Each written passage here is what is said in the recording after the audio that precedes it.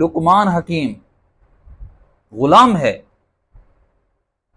ایک دفعہ باغ میں تھا اور اس کا مالک آ گیا، پھل توڑا، پھل توڑ کر اس لقمان کو دیا، لقمان کھاؤ.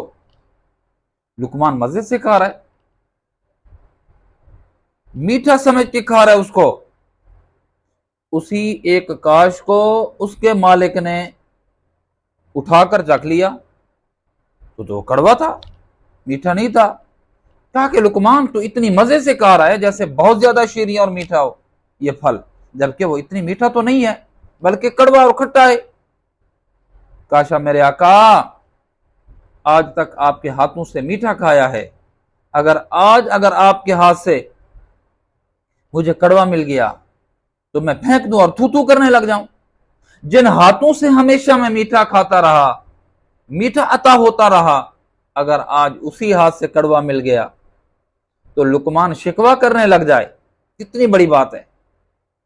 اللہ رب العزت نے مجھے 20 سال 30 سال 40 سال 50 سال 60 سال 70 سال بے شمار نعمتیں عطا کرتے رہے، بے شمار نعمتیں جن کا اندازہ بھی نہیں ہے.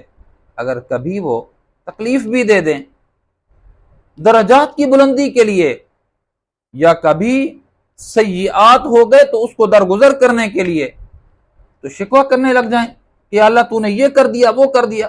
ارے اسی اللہ نے نعمتیں کتنی عطا فرمائی ہیں، جب نعمتیں عطا فرمائی ہیں تو شکر نہیں کیا، اور جب اسی اللہ کی طرف سے تھوڑی سی آزمائش آ گئی، اور ایسی آزمائش نہیں، ایسا حکم بھی لاگو نہیں کرتے اللہ پاک، ایسی آزمائش میں مبتلا نہیں کرتے جو انسان کے آزمائش کو بھگتنے کی طاقت نہ ہو.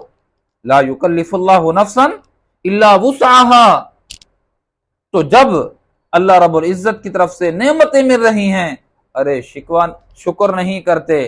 اگر اسی کی طرف سے تھوڑی سی آزمائش آ گئی، تھوڑی سی ابتلا آ گئی، تھوڑی سی مشکلات آ گئیں تو شکوہ کرنے لگ جائیں کہ اللہ تو نے یہ کام کر دیا میرے ساتھ، یہ کر دیا. نہیں میرے پیارے، نہیں. لقمان سے سیکھو، لقمان سے.